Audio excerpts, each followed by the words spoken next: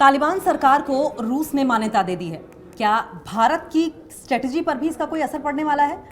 रूस अफगानिस्तान में तालिबान सरकार को मान्यता देने वाला पहला देश बन गया है। करीब 4 साल पहले जब तालिबान ने काबुल पर कब्जा किया और सत्ता में आए, तब से अब तक ये उनकी सबसे बड़ी कूटनीतिक सफलता मानी जा रही है, सबसे बड़ी स्ट्रेटेजिक सक्सेस मानी जा रही है। अफगानिस्तान के कार्यकारी विदेश मंत्री आमिर खान मुत्की ने कहा है कि उन्हें उम्मीद है कि रूस का ये कदम बाकी देशों के लिए मिसाल बनेगा जो अब तक तालिबान की सरकार को मान्यता देने से बचते आ रहे हैं।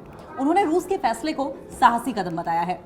रूस के विदेश मंत्रालय ने, उनकी फॉरेन मिनिस्ट्री ने कहा है कि इस फैसले से ऊर्जा, एनर्जी, ट्रांसपोर्ट, परिवहन, फार्मिंग और जो बुनियादी ढांचा है, यानी कि जो बेसिक इंफ्रास्ट्रक्चर है, उसमें व्यापारिक और इकोनॉमिक कॉपरेशन की संभावना ज़्यादा देखता है और काबुल को आतंकवाद और मादक पदार्थों की तस्करी के खतरों से निपटने में मदद करता रहेगा।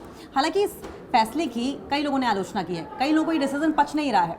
अफगानिस्तान की पूर्व सांसद फौजिया कूफी ने कहा है कि ऐसे कदम सिर्फ अफगानिस्तान के लोगों को ही नहीं बल्कि पूरी दुनिया की सुरक्षा के लिए खतरा भी हो सकते हैं, पूरी दुनिया को खतरे में भी डाल सकते हैं। वहीं Afghan women political participation network ने कहा है कि इससे ऐसी सत्ता को मान्यता मिलेगी जो तानाशाही शासन चला रही है, महिलाओं के खिलाफ है और बुनियादी नागरिक अधिकारों को लगातार खत्म कर रही है। तालिबान सरकार पहले ही कह चुकी है कि वो महिलाओं के अधिकारों का सम्मान करती है, लेकिन अफगान संस्कृति और इस्लामी कानून की अपनी व्याख्या के मुताबिक अफगानिस्तान में 2021 के बाद से 12 साल से बड़ी उम्र की लड़कियों को स्कूल जाने से रोक दिया गया और फिर अधिकतर नौकरियों में महिलाओं को काम करने नहीं दिया जा रहा है। साथ ही महिलाओं को अकेले दूर जाने पर भी पाबंदी लगा दी गई है। उन्हें पुरुष रिश्तेदारों के यहाँ बिना यात्रा करने की अनुमति नहीं है, बिना अनुमति के यात्रा करने की अनुमति नहीं दी गई। यानी कि सब कुछ अगर महिलाएं करेंगी तो पूछ कर करेंगी, परमिशन लेकर करेंगी। अभी तक तालिबान को अंतर्राष्ट्रीय मंच पर, इंटरनेशनल फोरम पर अलग थलग माना जाता था, लेकिन एक्सपर्ट्स का ये मानना है कि रूस के इस कदम ने अब तक बनी वैश्विक सहमति में दरार डाल दी है। अब तक ऐसा माना जाता था कि तालिबान को ऑफिशियल तरह से रिकॉग्निशन दिए जाने पर भी समिति बातचीत करके अपने जो भी हित हैं, जो भी फायदे हैं, जो भी नुकसान है, उनको कैलकुलेट करके बात करेगी। लेकिन रशिया ने सीधे तौर पर मान्यता देकर, रिकॉग्निशन देकर इस सोच को एक चैलेंज कर दिया है। वॉशिंगटन में जो थिंक टैंक है विल्सन सेंटर में दक्षिण एशिया मामलों में विशेषज्ञ माइकल कगेलमैन एक्स पर लिखते हैं कि रशिया अफगानिस्तान में तालिबान सरकार को ऑफिशियली मान्यता देने वाला पहला देश बन गया है। अगला नंबर चाइना का हो सकता है, और हो भी क्यों ना, चाइना और रशिया आपस में दोस्त जो हैं। अब तक दुनिया में एक आम सहमति ये थी, आम धारणा ये थी कि देश अपने हितों के लिए तालिबान से बात कर सकते हैं, लेकिन ऑफिशियली रिलेशन बनाने की जरूरत है या नहीं है, इस पर बातचीत तय नहीं हुई थी। लेकिन अब लग रहा है कि जरूरत नहीं है। लगता अब ये है कि ये जो आपस में सहमति बनी हुई थी तमाम देशों की कि रिकॉग्निशन देनी या नहीं देनी, वो टूटने लगी है, क्योंकि रशिया अब ऑफिशियली मान्यता दे चुका है। चीन ने रूस के फैसले का स्वागत किया है। चीनी विदेश मंत्रालय के प्रवक्ता माओ निंग ने ये कहा है कि अफगानिस्तान हमारा पारंपरिक मित्र है और पड़ोसी है। चाइना हमेशा मानता रहा है कि अफगानिस्तान को अंतर्राष्ट्रीय समुदाय से अलग नहीं किया जाना चाहिए। भारत के सामने अब, क्योंकि रशिया ने जो तालिबान को मान्यता दी है, किस तरह की स्ट्रेटेजिक कहा जाए, डिप्लोमेटिक कहा जाए, चैलेंजेस उत्पन्न करने वाले हैं। अंतर्राष्ट्रीय संबंधों के विशेष जो विशेषज्ञ हैं श्रवस्ती, उनका ये कहना है कि रशिया के इस फैसले को समझने के लिए पहले रशिया और चाइना के इक्वेशन को समझना पड़ेगा कि रशिया और चाइना के बीच में समीकरण क्या है। वो यही बताती हैं कि चीन तालिबान के साथ पहले ही व्यवहारिक तौर पर संपर्क में है, वहाँ उससे कई निवेश हैं, उसके कई सारे उसने इन्वेस्टमेंट कर रखी हैं। अब रूस पहला देश बना है जिसने ऑफिशियली इस बात को रिकॉग्निशन दी है। ये एक स्ट्रेटेजिक शिफ्ट है। 1979 में सोवियत संघ ने अफगानिस्तान में सैन्य हस्तक्षेप किया था, जिससे कि ये देश दशकों तक, कई डेकेड्स तक गृहयुद्ध, सिविल वॉर और अनस्टेबिलिटी का शिकार बना था। लेकिन सोवियत संघ को मुजाहिदीन सड़कों के खिलाफ लगातार स्ट्रगल करना पड़ा, संघर्ष करना पड़ा। अमेरिका, पाकिस्तान, सऊदी अरब जैसे देशों ने इन लड़ाकों को भारी इकोनॉमिक और मिलिट्री एड उस टाइम पे दी थी, हेल्प की थी काफी सारी। 1980 के दशक के अंत में अमेरिका की ओर से स्टिंगर मिसाइल के बाद सोवियत सेना की हवाई ताकत कमजोर पड़ गई और गोरबाचेव की अगुवाई में 1988 से सैनिकों की वापसी शुरू हो गई। 2021 में अमेरिका की वापसी के बाद तालिबान ने फिर से सत्ता हासिल की और इस बार अंतर्राष्ट्रीय हालात बदल गए। अब रशिया ने तालिबान को अपनी आतंकवादी सूची से हटा दिया था, जिससे कि दोनों के बीच व्यापार और राजनयिक संबंध जो थे, जो मेजर लेवल की बातचीत थी, वो बढ़ गई। स्वस्ति राव जो कि एक एक्सपर्ट हैं वो ये भी बताती हैं कि आईएस खुरासान को नियंत्रण में रखने के लिए रशिया तरह तरह के दबाव बनाते रहा है, लेकिन तालिबान से सीधी बात करना भी जरूरी है। इसमें एक काउंटर टेररिज्म का एंगल भी है। कॉकेसस में रशिया का असर घटा है, ईरान खुद कमजोर और सीरिया का बेस भी खतरे में है, और ऐसे में अफगानिस्तान रशिया के लिए एक नया मजबूत आधार बेस बन सकता है। उनका मानना यह है कि यूक्रेन युद्ध के चलते रशिया की अंतर्राष्ट्रीय स्थिति थोड़ी सी कमजोर हुई है और ऐसे में वो अपने आसपास के इलाके में नए ठिकाने तलाश रहा है। वहीं वो ये भी बताती हैं कि इसमें रशिया को चीन का भी समर्थन मिलेगा, क्योंकि यूक्रेन युद्ध के बाद रूस चीन का जूनियर पार्टनर बन सकता है। अनुराधा चुनॉय जेएनयू के स्कूल ऑफ इंटरनेशनल स्टडीज की पूर्व डीन और रिटायर्ड प्रोफेसर हैं। वो क्या कह रही हैं? वो ये कहती हैं कि रूस जैसा देश मान्यता क्यों दे रहा है, क्योंकि उनको पता है कि तालिबान उस समाज का ऑर्गेनिक स्ट्रक्चर है, इनको आप बाहर नहीं कर सकते। अंदर से जब कोई चर्चा या आंदोलन होगा तभी ये बदल सकता है। अनुराधा चुना ये भी कहती है कि इसी वजह से रशिया, चीन और भारत जैसे देश तालिबान से बातचीत करना चाहते हैं और उनकी अंदरूनी बातों में दखल नहीं देते। यही नहीं, और यही नीति है, यही उनकी पॉलिसी भी रही है। उनका मानना यह भी है कि रशिया की तालिबान से दोस्ती उसके लिए खुद को अफगानिस्तान और सेंट्रल एशिया से आने वाली संभावित अनस्टेबिलिटी से बचाने का एक तरीका भी हो सकता है। साथ ही अगर भविष्य में ट्रांस अफगान पाइपलाइन या कोई क्षेत्रीय परियोजना या कोई भी परियोजना डेवलप होती है तो रशिया उसमें अपनी भागीदारी पक्की करना चाहता है। यानी कि हर तरीके से रशिया ने कैलकुलेट कर लिया है तालिबान को सपोर्ट करने के पहले। भारत ने तालिबान को फिलहाल ऑफिशियली रिकॉग्निशन नहीं दी है, कोई मान्यता नहीं दी है।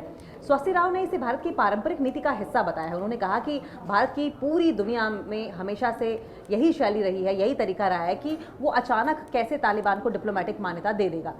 यानी कि अचानक हिंदुस्तान ने कभी कोई कदम नहीं उठाया, हमेशा सोचा समझा, और ऐसे में तालिबान को मान्यता देने के मामले में भी काफ़ी सोच विचार के बाद ही डिप्लोमेटिक तरीके से मान्यता देगा, ऐसा स्वस्ति राव कह रही हैं। भारत ऐसा नहीं करेगा क्योंकि भारत अमेरिका और यूरोपियन यूनियन से भी अपने रिश्ते बनाकर रखना चाहेगा। भारत की सतर्कता के पीछे पश्चिमी देशों के साथ उसके व्यापारिक और कूटनीतिक हित भी हैं। अनुराधा चिनॉय ने इस बारे में कहा कि भारत थोड़ा हिचकता है क्योंकि वो ये चाहता है कि अमेरिका और यूरोप के साथ उसके रिश्ते बने रहें।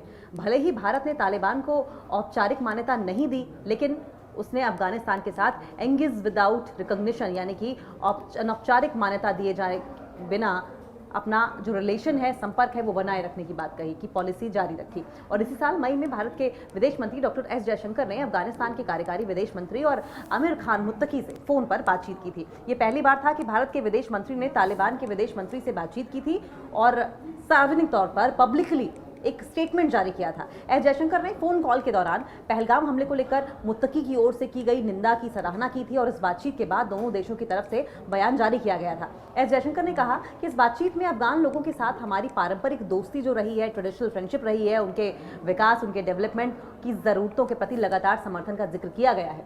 सहयोग को आगे ले जाने के तरीकों और साधनों पर चर्चा की गई। वहीं अफगानिस्तान के विदेश मंत्रालय की ओर से जो भी जानकारी दी गई है उसमें ये कहा गया है कि रिपब्लिक ऑफ अफगानिस्तान के विदेश मंत्री मौलवी आमिर खान मुत्तकी और रिपब्लिक ऑफ इंडिया के विदेश मंत्री जयशंकर के बीच फोन पर बातचीत हुई। ये बातचीत द्विपक्षीय संबंधों, डिप्लोमेटिक टॉक्स, साथ साथ ट्रेड, टूरिज्म और डिप्लोमेटिक रिश्ते को मजबूत करने पर थी। भारत काबुल में एक समावेशी सरकार के गठन की वकालत करता रहा है।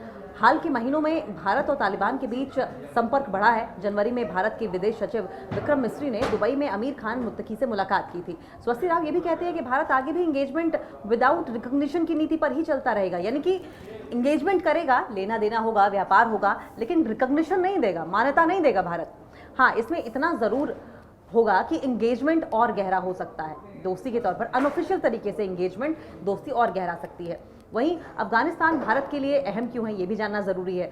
अगस्त 2021 में जब अफगानिस्तान की सत्ता पर तालिबान ने दोबारा कब्जा किया था तो उस वक्त इसे भारत के लिए कूटनीतिक और रणनीतिक झटके के रूप में देखा गया था। ऐसा लग रहा था कि भारत ने अफगानिस्तान में जो अरबों डॉलर के निवेश किए हैं उन पर पानी फिर जाएगा। भारत ने अफगानिस्तान में 500 से ज़्यादा परियोजनाओं पर करीब 3 अरब डॉलर का निवेश किया, जिसमें सड़कें, बिजली, बांध और अस्पताल तक शामिल हैं। भारत ने अफगानिस्तान के सैन्य अधिकारियों को प्रशिक्षित किया, उन्हें ट्रेन किया, हजारों छात्रों को छात्रवृत्ति दी गई। वहीं एक नया संसद भवन भी बनवाया गया। हालांकि अफगानिस्तान में भारत के पूर्व राजदूत रहे जयंत प्रसाद ने बीती जनवरी में जो जानकारी दी थी उसके मुताबिक पिछले 3 सालों से भारत ने विदेश सेवा के एक राजनयिक के जरिए तालिबान के साथ संपर्क बनाए रखा है। अब एक्सपर्ट ये भी बता रही हैं कि भारत को अफगानिस्तान में अपनी स्ट्रेटेजिक डेप्थ चाहिए। भारत ने कई डेवलपमेंट प्रोजेक्ट्स किए हैं, जैसे अफगान संसद का निर्माण भारत ने किया था। स्थिति गंभीर इसलिए है क्योंकि भारत के पैरेलल कनेक्टिविटी प्रोजेक्ट्स पाकिस्तान को बाईपास करके ही आगे बढ़ सकते हैं। उन्होंने बताया कि तालिबान की पाकिस्तान से कोई मसलों पर बातचीत नहीं बनी, खासकर तहरीके तालिबान पाकिस्तान यानी टीटीपी को लेकर भारत इस फॉल्ट लाइन को भी अपने हित में इस्तेमाल करने की कोशिश करता रहा है।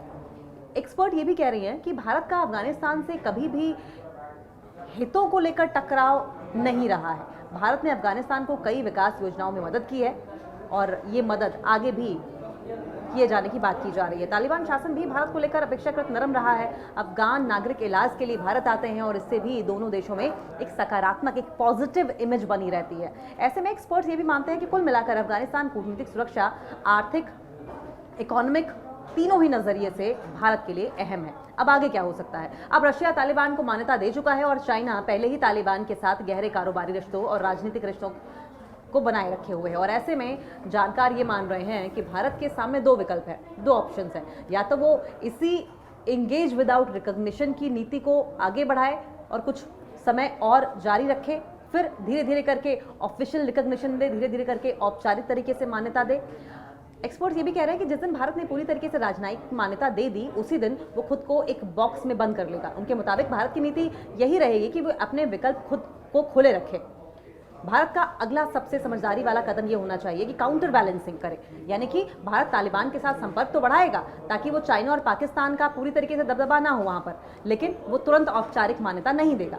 देखिए, भारत को अपनी रणनीतिक स्वतंत्रता रखनी चाहिए और ऐसा ना कि पाकिस्तान कर रहा है तो भारत का करना है, ना ऐसा यूरोप दबाव डाल रहा है तो भारत को करना है। उनका मानना यह है कि भारत को धीरे धीरे तालिबान से बातचीत बढ़ानी होगी और अगर भारत को वहाँ इंफ्रास्ट्रक्चर या विकास में बड़ा रोल निभाना है तो एक ना एक दिन रिकॉग्निशन तो देनी ही पड़ेगी।